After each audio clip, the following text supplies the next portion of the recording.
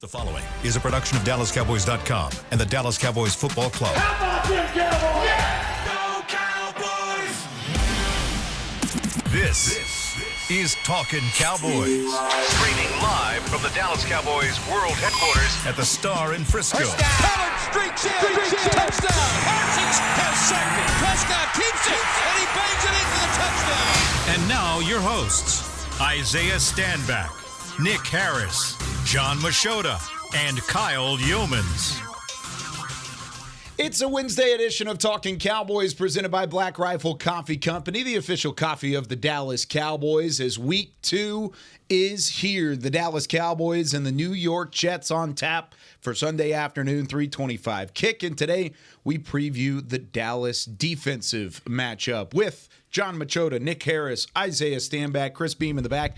I'm Kyle Yeomans. Gentlemen, how we doing today? Swell. That was good. Doing good. Bring the energy today. Bring the energy. Wednesday. Oh, Come on. Always. Did you use your Black Rifle coffee this morning? I did not. I haven't either, I just honestly. got sleep last Still night. need my RTG. You I did? had to rebound from sleep from coming in off 2 hours on Monday, and then still recovering? Yeah, recovery yesterday. you be and like that I'm sometimes. back. Today There we're was back. there was a part of me though when that media schedule came out. They're moving today's stuff to the afternoon because they treat, I guess, the Sunday night game. Mike McCarthy wants to give them like extra time, I guess. I don't know, to rest or whatever. But like Wednesday stuff is way later. Normally we'll do the show, then we'll go McCarthy, locker room, practice, all that stuff. But now it's Mike McCarthy isn't going until like, I don't know, 3:30. 3:30, and yeah. So because of that, I was kind of thrown off. I'm thinking, oh, I don't have to be out there until 3:30. I was like, oh yeah, it's right, I have the show in the morning. You got a podcast. Yeah. Well, we're happy you're here, so that's Yeah, good. absolutely. But yeah, a little bit of a break for the guys, and I think, 40-0, you kind of deserve a little bit of a breather, and it's good to get back into the swing of things because these first 3 weeks, I've always said, and honestly, I learned this from Caden Gates, one of our producers. My first season in this position, it takes about 3 weeks for everyone to fill into a rhythm. To kind of find their own footing, and whether it's from a content standpoint or a production standpoint or, of course, a player standpoint, it takes a little bit of time to get back into a full season's worth of rhythm. And so I can only imagine the gentlemen that travel here, that makes things tougher for sure, going back and forth. But Isaiah's still waking up. He's getting his Black Rifle coffee. This in was today. my sleep-in day, Kyle. Yeah, was Yeah, it? I didn't have to wake up till 6. Ooh, okay. Wow. That's all. That's right. I could probably count on my hand how many times I've woken up at 6 this year. Wow. I'm not the early. And when you do, are you happy about that? Heck no. No. It's close. Heck no. No. Heck to no. With us previewing the defensive side of the football, I have a fan question. If you want to tweet it in, I don't Coming have in the hot. text line Coming in hot front with the of me. fan questions today. Okay. Let me find the text line, and then I'll give you the fan question. But I'll send you guys a question first. Have the expectations changed on defense? Have Zick completely changed with the 40-0 blanking that they did against the New York Giants on Sunday night? Have the expectations changed at all? Are they increased, or do they stay right around the same of what you anticipated? That'll be a negative Ghost Rider. I believe that the expectations are still the same. I think that my question marks revolving around this defense are still in place in terms of where the question marks actually laid. And obviously that's going to be in a running game, and obviously that will be tested to the extreme this week, I would assume, as long as the Jets are not too far behind. Yeah, they haven't changed for me. I thought that this had the potential of being the best defense in the NFL, and they certainly played like that week 1. So, yeah, I agree with Isaiah. The run game, the way the game started, I give them a little bit of a pass just because you have a bunch of starters that didn't play in the preseason, and they were getting gashed early on for about 6 yards a carry. You're getting warmed up. Yeah, and so if that carried on throughout the game, I think it would have been a little bit more of a concern, but I was impressed with how Jonathan Hankins played, and Anosa as well in the middle. So the other interesting part is just to see how guys like Bell and Wanye Thomas, some of the safeties coming up playing linebacker, how they hold up against the run. And they did a good job Sunday night, but yeah, no, expectations have not changed for me. I'm the same. Expectations are still the same for me because when we came into the season, we expected them to be great, and that's what they gave us in week 1. I don't think we're going to get the level of that greatness week in and week out, but it's something I've been kind of thinking about the last couple of days. What would be a disappointing effort, game by game for this defense? And I think back to the Houston game last year. I think back to the Jacksonville game last year, or even Green Bay in the second half. And what were the the causes of all those effects, it was lack of depth. And they have that depth now, whether that be in the secondary, whether that be on the defensive line, second level, whatever. They have those pieces now. So my expectation is for them not to have a lapse like they had like last year on multiple occasions. Like, sure, over a 17-game season, you're going to have a bad day. That will happen. But when it happens 3-4 games in a row, then, that's when it gets a little worrisome to me. That's my expectation, is that does not happen on a week-to-week basis. And we didn't see that week 1. So I think we saw the greatest of what this product could look in week 1. Yeah, I feel like that's kind of the reasoning behind the question, though. If that's the greatest, if that's the peak of what this product could look like, then is there that much of a gap to where the expectations do change a little bit moving forward, or do you expect more? There's like an echelon. It's hard. Right? It's hard to really push for more, right? Yeah, there's like an echelon, and like they were up here, and they still could be here if they wanted to be. You know, like it's still like this gap of expectation that I have for them personally, at least. Was there any weak spot on the defense? Was there anybody or any position group that you looked at and you said, okay, they did not play their best game. They did not go at least to that upper echelon that you're talking about? I guess we talked about Damone Clark yesterday, and that kind of had to do with on the first drive, the running game kind of being able to pick up those 5-6 yards of carry. And, I'd like to see that second level be a little bit more improved from last week, but I would still give that grade pretty dang good. I feel like the defense overall really executed, but if I was nitpicking, then maybe the second level. What do you think? I mean, I think it would be nitpicking to say any of those groups. I mean, Sure. This is the NFL. I understand it's 40-0, and people just think that you can look back at the game and go, "Oh, I don't know about that play.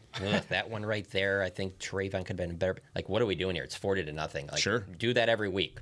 Start out, give up 6 yards a run on that first series, and play the rest of the game like that, and you'll be remembered like the '85 Bears, the 2000 Ravens, whatever, Legion of Boom, Seahawks, whatever you want to do there. They will be. It won't be best defense of this season in the NFL. It'll be one of the iconic great defenses if you continue to play like that. Yeah. That's a lot to ask for. We didn't talk about the nickname. We had the whole conversation last year revolving around the nickname, and Mike had just squashed everything. Yeah. Yeah, just Doomsday, right? Yeah. The Legion of Doomsday. Yeah. Yeah, that's what ended up. I think last year our winner was Legion of Boomsday. Yeah. For the nickname. I think Mike had just ended all that. Yeah, it's the Legion of Doomsday. That's what it is. It's official. It's different.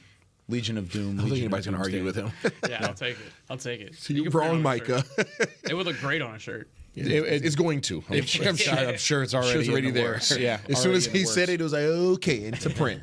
So then on the opposite side of that question, if we don't want to nitpick, let's nitpick in a good way. Which unit impressed you the most in that matchup? And how can they continue that against the Jets in week 2? Was it the pass rush, the secondary, corner, safety? The unit that impressed me the most. We're talking about just defense? Yeah, it's like giving a player the game. It's hard to do. The smelly stickers were tough this week. This is going to sound really bad. I wasn't impressed. It was an expectation for me. 7 sacks? Yes. Oh. For any team that gets behind, yes. We talked about the possibility of hitting 70 sacks or whatever the number was. I know I probably sound like a jerk when I say that, but That's So true. they're well on track. They're well on track. yeah, I mean that's honestly for me that was the expectation. Yeah. For a team that is built offensively like the Giants are. Okay, that's predicated primarily on the run. If you get behind and you're unable to run, that's what I expect. That's what I expect. Honestly, that's truly what I expected. That's why I was unamused when I was watching the game. I was like, there goes another one. Oh, there goes somebody else. Cool. All right. Did you watch the Sounds of the Sideline this week? I didn't see it. Oh, you got to watch it. It's good really stuff. good. Yeah, It was fun. It was fun. Osa Digizu was on the sideline, and he's pulling the Oprah saying. He's like, "You get a sack. You get a sack. you stole get a my- sack." He goes. Look under your seat, and everybody would receive a sack. Like it's just like a whole thing. Go check it out. Alex Lilly did a great job as always. 7 sacks times 17 is 119. I just did it on my Did phone. you? Yeah. No, you didn't. You did it in your I had it head. up here. Yeah, right. Yeah. I would say for me, it's that hybrid linebacker safety group that included Bell, Wanye Thomas. I get it. They look good in training camp. They look good in the preseason. It's another for week 1 to step in the way they did. I mean, there were some plays that Bell made that he looked like he'd been playing, like he is a full-time starting NFL linebacker. I just impressed me. Like I expected him to get in and have a role. I didn't think he would make as many plays that he did. And now makes me look at their linebacker group a lot different than I did when they originally cut it down to 53. You see Overshown go down, and you're thinking, man, that's probably a weak spot right there. But, man, if they can get that production for those guys going forward, they'll be fine at linebacker. Yeah, absolutely. I would give it to the pass rush group just because of the dominance that they had from the very get-go and being able to just overwhelm the right side of that offensive line. I know we talked about it the last couple of days, but that was just unreal. I liked your Nick at Night, by the way. Thank you. The column that you just put on DallasCowboys.com kind of spoke to what John's talking about that depth. It doesn't matter how the role players got here, but they're here now, and you got to take advantage of them. Kind of go through your I guess, inspiration to write that piece in the way that you did, because it outlined exactly how a game like that happens, because you need it from all three phases. You need it from every guy on the roster. You need it from your depth. And I think the depth was just as impressive as some of the starting players and some of the superstars were in that game. Yeah, it was more so thinking back to the offseason whenever, somebody made the 53 cut or somebody was traded for, in Igbenogany's case, or, an acquisition was made. And it's, Twitter being Twitter. And it's like, who's this guy? Why does this matter? Screw that, screw this. And all those guys that would be quote unquote forgotten or not cared about when they're acquired, those were the guys that set the tone on Sunday. It was, it was Wanye Thomas coming and blocking the field goal. It was Noah Igbenogany running it down the sideline. When Deron Bland was drafted, probably people didn't give a damn about that. And then he's the one that gets the pick six. So it was a lot of those guys setting the tone. And, it was basically like, it shouldn't matter how they get here. They're here now and they're performing now. So the other thing that's kind of what it was about. The other thing I like about that is that, just from my perspective of covering the Dallas Cowboys, there's probably too much focus on the stars. Like, that is generally, you're playing the hits when you cover this team. And nationally, that's what's being talked about all the time and stuff. So when you see some of these players that aren't talked about as much, because even like undrafted guys, fifth round picks, stuff like that, I'm even going to include somebody like a Dante Fowler that you kind of sometimes forget. Like, how many times are you sitting there talking about, like, oh, Dante Fowler this, Dante Fowler that during like training camp, and he kind of goes under the radar, and then you just watch the way he plays in that game, you forget, like, oh yeah, that's a really high round pick or high pick, and it just comes from some areas that you don't.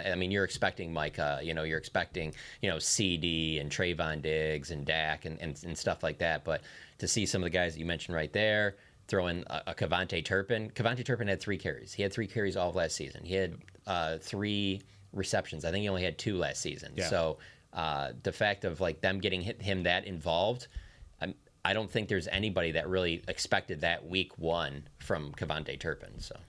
It was quick, the way that they were able to get him involved. The fact that Turpin was utilized the way that he was. That's been an emphasis. That's been something that the coaching staff has talked about. But like you said, John, I don't think you expected it in week 1 like that. I like it. Listen, Coach McCarthy, I believe that he not only possesses the knowledge and the wisdom, right, from his past experiences, but I also believe that he learns from Dan Quinn. Yeah, I think they learn from each other, and I think that's a relationship that they have. And to say that they don't would be ridiculous. Just because you're in a head coaching position doesn't mean that you can't pick up insight from others. And I think that one thing by being around Dan Quinn that he's learned is put your players in a position to be successful, regardless of how high caliber they are or not. Right. So you talk about somebody like Turpin, who his sole purpose and sole job this training camp was to earn the trust of the offense. Earn the trust of those of Coach McCarthy and Schottenheimer. Earn their trust that they can trust you as an offensive threat. And he did that in training camp, not in the preseason. Mm-hmm. He did it in training camp. And because he did it in training camp, and they saw it every day through and through, saw his ability to take the plays, apply the plays, do the assignments, all those things, now you put yourself in a position to be utilized in a game like that outside of your position simply because of the fact that these coaches trust you. So it just adds another threat. The guys are not this roster, this team on all 3 phases, regardless of what your position title is, they are going to put you in position to be successful. And I think that's the awesome thing about this team. And the other thing about the Turpin thing, tying that in, there's a lot of things that he did that you can sit there and go, well, they can do some of the stuff with Deuce Vaughn too. They never really had to get to the Deuce Vaughn part of anything because they did it late in the game, but obviously it was already over. But I'm talking about with like the ones, mixing him in certain situations, teams they're playing. And that stands out to me because of there's just been many times over the last couple of years where Mike McCarthy's talked about them being like a dome team, even though, they don't really play in a dome. It's technically indoor-outdoor type stadium, but they're built like that. They play on turf. They're built to have a fast team that you could really take advantage of some of those different things. And so to see that in that game, that was pretty interesting because I was not expecting that type of usage from Turpin, not in some meaningful roles right away. I thought maybe it would grow to that, but yeah, that was. I didn't expect that. And Turpin wasn't the only one that shined during training camp and the preseason and got their shot in week one. I mean, we've talked about it ad nauseum about Wanye Thomas. I think it's the best example of that. Marquise Bell is in there too. But you also look at some of the other guys. I mean, Leighton Vander Esch and Micah Parsons, we were talking about that set where Parsons is rushing as the nose tackle. He has the zero technique. Then you have Leighton Vander Esch coming off the edge. What happened? A pressure happened in that play whenever they pulled it out. And that's probably not the only time you're going to see a look like that from Dan Quinn. He's going to mix it up a little bit. I charted it at least 3 times in the game. I still need to go back and give it a full in-depth chart, but during the game, I gave it 3 times. And I believe they were able to generate pressure in the backfield on 2 of those. So we talked about Osa. We talked about, and even from an offensive standpoint, I know this is the defensive preview, but from an offensive standpoint, we also talked about the iron sharpens iron a lot when we were in Oxnard about how facing this defense constantly is going to make you better. Talk about the offensive line and the way that they stood up against a really good defensive front from New York. Yep. And you have Chuma Edoga coming in, plugging in, not necessarily lighting the world on fire, but also doing his job the right way.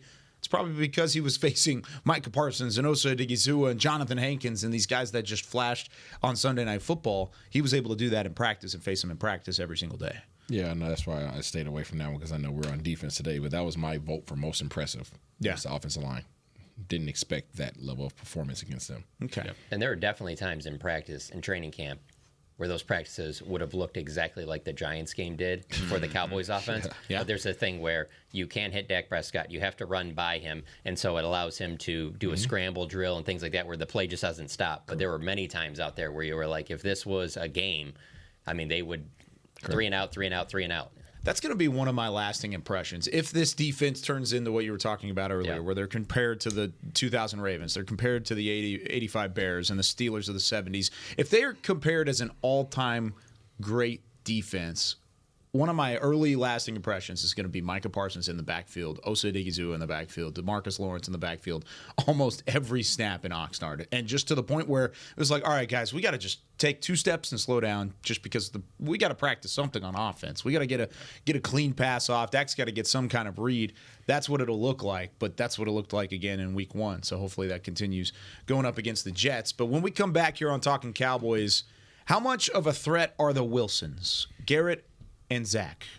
How much of a threat do they pose to this Dallas defense?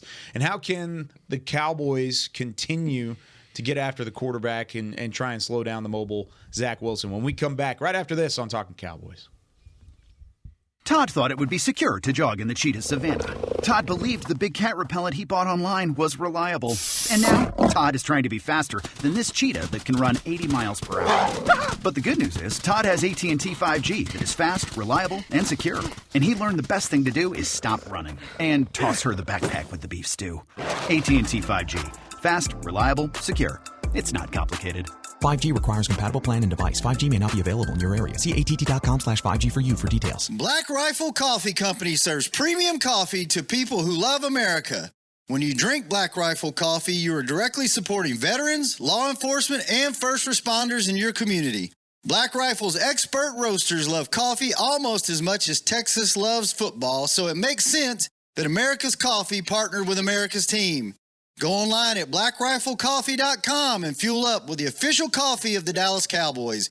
That's blackriflecoffee.com to fuel up today. Cowboys fans, after that move, we've just coined the term Rowdy Replay. Let's roll back the tape. Okay, there's our mascot Rowdy cheering on the boys. And now he's on his phone, on his Bank of America mobile banking app? Staying on top of his finances with his virtual financial assistant, Erica. Bank of America's digital tools are so impressive. Cowboys fans just can't stop banking. Learn more at bankofamerica.com/can't stop banking. Erica is only available in the English language. You must download the latest version of the mobile banking app, only available on select mobile devices. Message and data rates may apply. Member FDIC. Welcome back into Dear Doctor, the show where I answer life's questions with an ice-cold can of Dr. Pepper. Sheila, let's hear from our next caller, would you?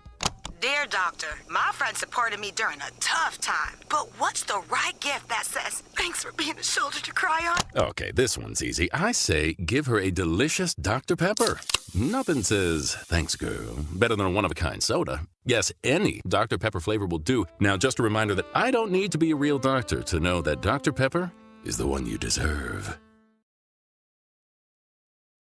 Back to Talkin' Cowboys.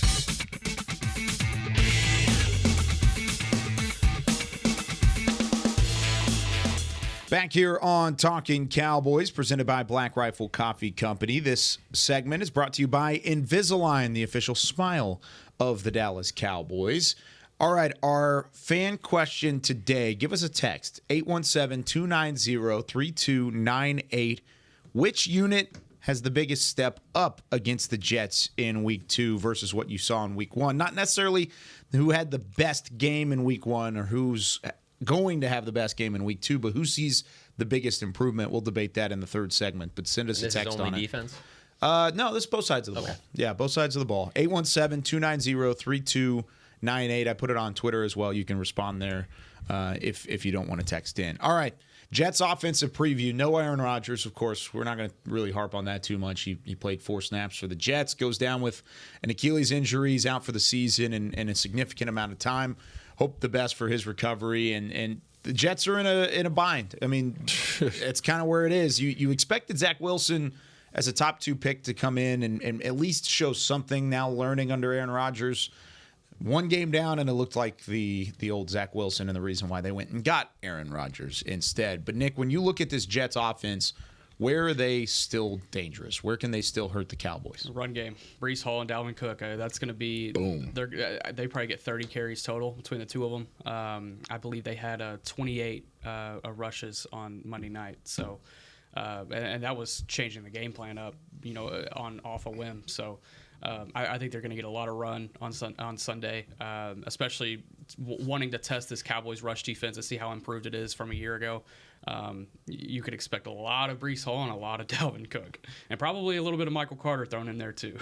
Garrett Wilson's obviously scary, but I don't see how they would be building a game plan around throwing to Garrett Wilson over utilizing that run game. Averaging 6 yards a carry, the most of any team in that first week. You have a quarterback that is not great, and he's going to be making his first road start of the season against a defensive line that I'm sure he's probably a little nervous about after watching, or whenever he does watch the film of the Giants game. I mean, if you don't watch football and you just look at stats, you'd look at and be like, well, his numbers aren't bad. They're pretty simple. Zach Wilson's numbers are pretty similar to what Dak's were Week 1. But if you watch the game, you're not thinking that he's going to be the one that they're going to be building anything around. Yeah. It's going to be we're going to try and establish the run. We're going to hope that has the type of success that it had Monday night. And then off of that, maybe we can get some guys open and things like that. But just the fact of that defensive front and the defensive backs that they can throw at Garrett Wilson, I would be very surprised if he had a big game. So Garrett Wilson in that game against the Buffalo Bills. I'm going to cheat he's off great. Your screen. Don't get me wrong. Nothing against him. I mean, he's fantastic. Elite potential. But then you're facing guys that aren't Trayvon Diggs and Stephon Gilmore defensively. Yeah. I mean, you look at his numbers receiving wise, 5 catches, 34 yards.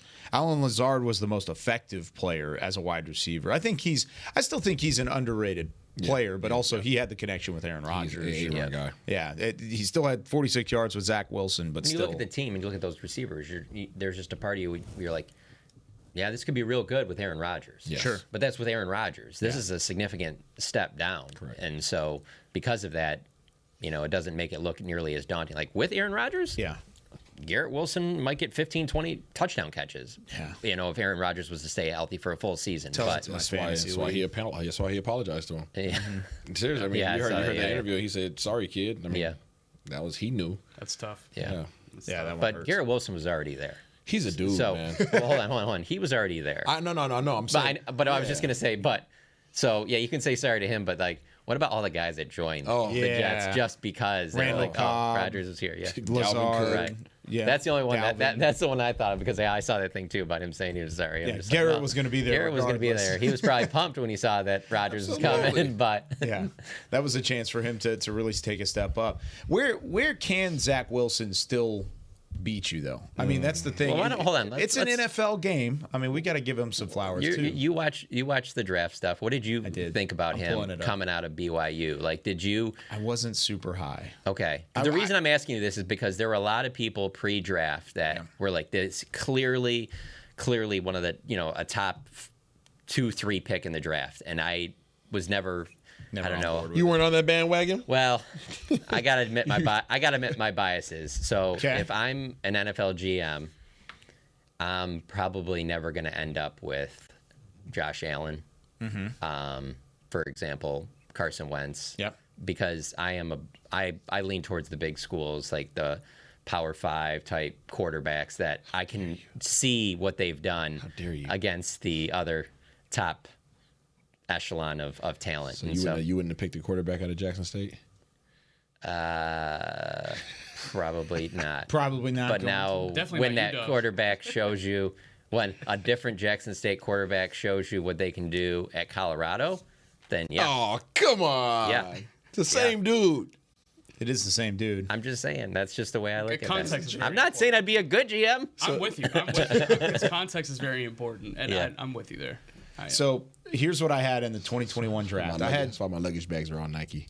Yeah, okay. I have a lot of swings and misses. Don't get me wrong here. I had Zach Wilson as the 12th overall player. He was the third quarterback behind Trevor Lawrence and Justin Fields. I had Lawrence number 1. I had Justin Fields as the number 3 overall player in the draft. And then it was Wilson 12, Trey Lance 14. So that was where I had them all ranked.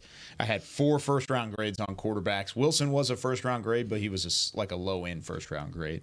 And I gave him a little bit of a bump in terms of overall grade. Here's my scouting report. Special arm talent with the ability to improvise when in trouble, buys times with his legs, and is able to make NFL caliber throws to anywhere on the field. The con, though, only allowed a year of high-level production due to injury history in the past, head and shoulder. Was able to get away with some things against Group of 5 competition that he would have no chance to get away with against NFL talent.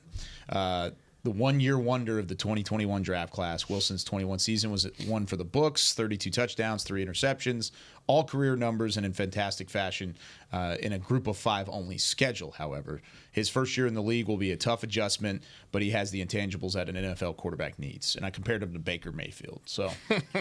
and I wasn't super high on Baker Mayfield either, if I'm being real. I didn't have the detailed charts and the scouting reports at that point in time that I do wish now. I would have had you scout me. Oh, I don't think that you're alone on that one. I think that's one of the best things that Baker has going for him is that he uses that chip on his shoulder because there's so many people that are like, this is the guy that went 1. They went 1 on here. Then again, I don't know. He looked good in Tampa when I talk about liking quarterbacks, like what they do at the Power 5 level. Like one of my favorites is Tua. Now he has the injury, so you have to factor that. But just what he did at Alabama, like big moments, that to me, just that translating what he did there to the NFL is just a lot easier for me to do. So, and again, I'm not a talent evaluator, and I'm not saying I'd be a good one, but with Trevor Lawrence, Tua, both of those. The thing with these teams, and I say I'm talking about if I have a top 5 pick. I'm not talking about just finding diamonds in the rough here. Okay, I'm talking about I got a top 5 pick. Still seething over here. Because here's the thing, real quick, and it kind of goes back to the Trey Lance thing. Okay, I get with the 49ers, you can, and well, actually, I guess it goes with the Eagles too. There's just so much on you when you're on the GM, and they're like, okay, we need a quarterback. We're going to use a high pick. Better get this thing right. And so that's why I'm saying I would lean in that direction, because I'm feeling if this doesn't hit, it could be my job. But I guess the opposite side is it isn't the job, because it's not like it factored in. It didn't hurt John Lynch. It didn't hurt Howie Roseman. They're looked at as like 2 of the best. So, but for me personally, that's always part of it, where I'm like, if I swing and miss on this, am I done? Is this my only chance I ever got a chance to run a team? So, So, question. Yeah. They don't have another quarterback on the roster, do they? I mean, they do. I think it's Brett Ripien. Yeah, it's not anybody significant, though. Why? Why do you ask? Because I have a feeling that he's going to be running for his life in this game. Yeah. And they might want to have somebody on standby. Is it that offensive line that worries you? No, it's just I don't foresee. I know for a fact there's going to be a huge point of emphasis placed on stopping the run. Mm-hmm. We all know that. Load the box. Yeah, you're going to load it up because you're not threatened by Wilson beating you over the top, especially when you have Gilmore, Trayvon Diggs, and Stephon Gilmore. Yeah. It's just, I'm not threatened. I can come up and press you because I still got some dogs even behind them. So I'm going to make it hard on you to throw the ball over the top, and I'm going to allow my boys to get home, and I'm going to stop the run. So being that there's going to be a point of emphasis placed on stopping the run, I foresee, I foresee the Jets being in a situation where they have to throw themselves back into the game. Okay, whether that be down by 10, whether that be down by 7, whatever that might be, or 40, I don't care. Can we pretend that you're Robert Saleh right now? And what would you be trying to do right now? If they literally were like, hey, Robert can't coach this week, we need you to coach. Wishbone. Okay. If he was Robert Saleh, trying to save his hair as much as possible. I'm going I formation, wishbone, 13 personnel, like Brian Daboll brought out the wishbone against Dallas. He sure did. Yeah. He sure did. 13 personnel. First drive of the year. I am coming downhill. Okay. Yeah. Downhill, and I am trying to run all the clock off. All of it. Yeah. Okay, I want 9-minute drives. Okay, even if we end in field goals, I want 9-minute drives. You think that 9-minute drives are sustainable against this defense, though? They're going to find out. Yeah. They're going to find out. I mean, seriously, if you can find yourself in short down and distance 3rd and 3s, I mean, anybody can convert those. Yeah. I don't care how much of a threat you feel, your defense might be. Most teams in the NFL can convert 3rd and 3. They have enough weapons to do that. I don't care if that's Wilson being in shotgun and being able to get out the pocket, step in and out, or whatever, catching us in the stunts that Dallas likes to run. You can convert some short down and distances, which will allow you to move the chains, which allows for you to get back into your run, all those things. But Dallas is going to have to take them out of that often and early. That's easier said than done, even with their offensive line question marks. They got 2 dogs at running back, and we know that. Those are 2 starters on any team. The backup quarterback, by the way, for Zach Wilson is Tim Boyle, the Eastern Kentucky product, and he was on the practice squad last week, so they'll elevate him. He'll be elevated. They'll probably make a move either today or tomorrow. They'll probably get whether they most likely they'll probably sign a free agent. Who do you think they'd go and try and look at? Matt Ryan would be fun. I know people keep saying that. And Carson Wentz is out there. Yeah, is Jacoby Brissett on a roster? Yes. Is he? Yes. Okay. Yeah. I would say that would take a trade. I think Wentz probably is maybe. I guess I don't know. I don't even want to say that. I don't like the options there. I'm trying to make a trade for Jameis Winston. Yeah, that would be interesting. That would be fun. Now, would he start against Dallas in week 2? No. Definitely not. No. But if you're going to make a move, it's going to be something that happens down the road. Yeah. All right. Again, we're going to answer your text messages when we come back here on Talkin Cowboys. Which unit, both sides of the football, has the biggest step up against the Jets in week 2? 817-290-3298. Shoot us a text message. We'll talk about it next on Talkin Cowboys. They say champions are remembered, but legends are never forgotten. United Ag and Turf offers a winning lineup of John Deere equipment built to tackle any challenge on and off the field. Legendary John Deere tractors, combines, residential mowers, commercial mowers, compact construction equipment, Gator utility vehicles, and a full line of golf and sports turf equipment. United Ag and Turf, the official Ag and Turf equipment supplier of the Dallas Cowboys. Visit UnitedAgAndTurf.com to find a location near you. Are you ready to take coffee off your grocery list forever? Black Rifle Coffee Club is here to help. As a coffee club member, you'll get your favorite coffees roasted, packaged, and shipped to your door free of charge on your preferred schedule. Set it, forget it, and never run low on coffee again. Members also get exclusive deals on coffee, products, and discounts from partner brands. Ease your mind and let Black Rifle worry about your coffee supply. Go to blackriflecoffee.com to join the coffee club today. It's the official men's skincare brand of the Dallas Cowboys, Jack Black. And right now, Cowboys fans can get 15% off their $75 order. Plus, because every deal needs a playmaker, your order will include a free 5-piece skincare set and free shipping. The Jack Black Playmaker is 4 of Jack's favorites and a full-sized intense therapy lip balm. Make a play for the playmaker at getjackblack.com/Cowboys with the code CowboysVIP. That's getjackblack.com/Cowboys jackblack.com/Cowboys with the code CowboysVIP. Todd thought it would be secure to jog in the cheetah savanna. Todd believed the big cat repellent he bought online was reliable. And now, Todd is trying to be faster than this cheetah that can run 80 miles per hour. But the good news is, Todd has AT&T 5G that is fast, reliable, and secure. And he learned the best thing to do is stop running and toss her the backpack with the beef stew. AT&T 5G. Fast, reliable, secure. It's not complicated. 5G requires compatible plan and device. 5G may not be available in your area. See att.com/5G for you for details. Back to Talkin' Cowboys.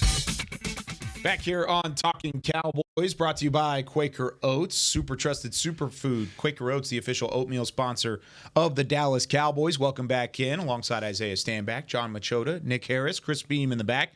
I'm Kyle Yeomans, answering your text messages, 817-290-3298. Time to debate. Which unit has the best step up against the Jets this week? Not necessarily the best, not who's going to be the best, but who has the best improvement from week 1 to week 2? Isaiah looks like he wants the tight end group. Boom. Boom. Dang it. He's done. I am Chaz Michaels. That's what really the majority of the text messages have said so far. Mario in South Texas said it a second ago. Biggest improvement will be the tight ends. They had limited opportunities because of the flow of the game, but I believe they will be a bigger part in the play action game this Sunday. Collectively, they were going to combine for over 100 yards and at least 1 touchdown. Get after him, Mario. I like it. That's right. Yeah, the Hender shot. I mean, that ball. Oh, right that was there. a ball. That was a touchdown. If he makes that grab, Dak Prescott's stat line looks exponentially better. Yeah. Tight ends is probably number 1. I would say production from wide receivers, but at the same time, like going against this Jets defense, I don't know how much you're going to see there. Mm-hmm. I guess I'm gonna go with Brandon Aubrey doesn't miss a kick, so that'll be a step up from the first game. I just think I think that was good for him to get that out of the way. That's good. I don't think that he just hasn't had a ton of, opportunities because of preseason. There weren't as many field goal opportunities as I was thinking he was going to get and things like that. So I think he has a flawless game in this one, and he wasn't that far off. I mean, outside of that missed extra point, I mean, I thought he played well. No, he did play well. Touchbacks, especially when you, literally are watching a game where you're like, they paid money, like decent money for this kicker. And this team really didn't invest anything in there, and this kicker definitely outplayed that kicker. So Double J approved. He said, "We got ourselves a kicker." I will. When he missed the PAT, we all collectively in the studio were like, "Uh-oh." Yeah. Uh-oh. Like, here we go. I'm sure Jerry was doing the same thing. Yeah. It's one of their last 8 PATs that they had converted going back to the Washington game last year at that point. And then he rattled off 4 straight. So I have a visual of that, like Will McClay. As soon as that happened, as soon as that shank happened, Will McClay grabbed his phone and Jerry said, "Hold on now, Will." Let's give him a chance. That's a long Let game. him cook. If he would have missed one more, push the button. Push the doggone button. Call him up. That's funny you say that. Crosby. That's funny. That is funny you say that, because I actually think it's a complete 180. You think it's opposite? Yeah. I think it's Jerry going, get somebody else ready. And Will being like, just hold on. Let's just play this thing out. I've never gotten the sense that Jerry has much patience for kickers. Especially with PATs. Yeah. Especially with PATs. It's just one of those spots that I think it bothers him. You know who Jerry's really attributed it to? It's Steven. Like, he's like, Steven's kicker. I think that he said it after on Tuesday. He's like, Steven found him a guy. You know, so it's kind of fun that he was able to put that together. He's trying to put the blame a little bit further down the road. Yeah, that's interesting. What do you think? Which unit sees the biggest improvement? Yeah, so I was going to say tight end group for sure, but I'll just say pass catching as a whole. Statistically, wasn't the most impressive group from Sunday night, but they didn't have to be. Mm-hmm. They still were able to get open and make plays when they needed it. CeeDee Lamb on the very first offensive drive being able to haul in that 49-yard reception and go down the sideline, in big part to Jake Ferguson as well on that play. But I'm just going to say the passing group as a whole. I think they get a 100-yard receiver. I think Brandon Cooks gets a lot more involved. You saw him getting involved on third down on some quick slants and stuff, and I really loved to see that because they didn't really have that safety net last year. I think that's going to help their third down play a whole lot, just because he's able to create separation so quick off the line. So those 3rd and 3s, 3rd and 4s are going to be a lot more, manageable with Zeke not in the backfield. Or if you don't want to run Tony Pollard in those situations, you got Brandon Cooks that can come out and do those things. So I'm just going to say pass catching as a whole. I think everybody steps up and sees a extra step. One thing on the Cooks on the deep ball where he drew the pass interference, watching that over on the all-22. Another one of those when I tell you about how it just sucks that on the TV copy you can't see all of that. But where we are with the press box, I didn't notice it either when it happened, but on the all-22, it's just amazing how much attention CeeDee Lamb draws. Yeah. I mean, the fact that he would come across and he would have the corner that's on him, both safeties got their eyes on him, and I think it was a 3rd and 12. And you're putting a 6th-round rookie corner on Brandon Cooks singled up on the outside like that. Man, it's rough. It's hard to believe that that's what they wanted in that situation, that the Giants wanted. Since you brought up that play, there was a pass protection kind of wrinkle on that play that is going to set up that exact play being able to work out for Jake Ferguson down the line. I'm talking like a 15, 20-yard gain for Jake Ferguson. He just needs a little bit more time in the pocket. But if you go back and you watch that play, Tyler Biadasz from the snap, he covers his guy, boom, and then he peels off immediately, and he goes and picks up Jake Ferguson's guy off the edge. And Jake kind of chips his guy off the edge and comes out, and he's wide open in the flat, but Dak's already getting it cooked up to Brandon. And but if he has a little bit, you like that. But if he has a little bit more time in the pocket there, he's checking down to Ferguson. That's a 15, 20-yard gain. But I thought that was fun. That entire play, there's a lot of fun things going on there. Remember that play. A couple of the text messages along the line. 575 says, I hope to see improvement in the run defense over what we saw on the first drive. I think it continuously got better as the game went along, but also they went away from the run. So hold on. I got one take on this. So it's not 1975 where you're working on this stuff in practice. So just think of that run defense. Not playing in the preseason. When's the last time a lot of those guys made tackles? Made tackles. I'm not talking about little drills on the side, tackling dummies. I'm talking actually made football tackles. When's the last time before that game? San Francisco. Yeah. January 16th or whatever that was, 22nd. There's just little things that happen in games where I'm always just like, when's the last time that they even worked on that? There were certain plays where I remember when Cooper Rush stepped in as the starting quarterback and he was just getting rocked and hanging on the ball. And I remember asking him after the game, how would you even practice that? Because you're not even getting the 1 snaps. Yeah. No one's hitting you. It has to happen, I think of the Aaron Rodgers play when Jeff Heath just smokes him from behind in that playoff game in 2016. Should have knocked the ball loose, and somehow he hangs on to it. It's there's no practicing that. And so with the defense, where are they working on that? The thudding up that they're doing in training camp, I mean, that helps. But for it to just all of a sudden, boom, week 1, going against a team, and you're just going to be flawless right from the first snap when you haven't really been tackling anybody to the ground and playing together as a run defense since the San Francisco game. I mean, I think that they deserve a little bit of a pass for the way that game started. Yeah. Do you think about this one says, this is from the 813, it says Dak Prescott. Do you think Dak needs to see an uptick? I mean, the stat line wasn't pretty, but there were multiple opportunities, and we've talked about it already. There were 4 drops in the game, and if those 4 drops are converted into actual catches, it's, 17 of 24 passing for 200-plus yards and at least 1 touchdown, the Peyton Henry shot. I mean, it's a different stat line. How did you, as a quarterback, when you looked at Dak's play in Week 1, how did you feel like it looked? He looked fine for the most part. I mean, there wasn't too much to dissect. There was a couple of throws in there that I know he would have liked to had better location of. But for the most part, he threw some doggone good balls. Yeah, he did. He threw some really good balls. The guys just got to catch it. I mean, conditions were conditions. Guys had wrong equipment on, all that jazz. End of the day, you got to find a way to make those plays. But they're running back this week. I believe it was the first touchdown drive, and I thought of you when it happened because we talked about ball location so much during training close, camp. wasn't it? It was a Gallup slant, and he would have had a 20-yard gain, but he put it on his back shoulder. He kind of had to fall into it. It was still a first down, it was a completion for a first down, but that we've talked about that a lot, being able to put it where he can take it and go. That it was not executed then, but then he came back. 3 or 4 plays later on that CD, just threaded the needle and got it right to CD where he needed it. That was the best throw he had all night. Yeah, it was interesting. Some of the better throws that Dak had ended up being incompletions. Yes, some of the best throws the worst throws that he had all night ended up being completions. Yeah. It was kind of backwards. That Peyton Hendershot throw was about as good as it could get. I mean, he put it on his helmet in the middle of three defenders on the goal line, put it up there, and Hendershot saw it the whole way, elevated, was there to make the play, and then just couldn't hold on. And that one was rough. That was a phenomenal throw.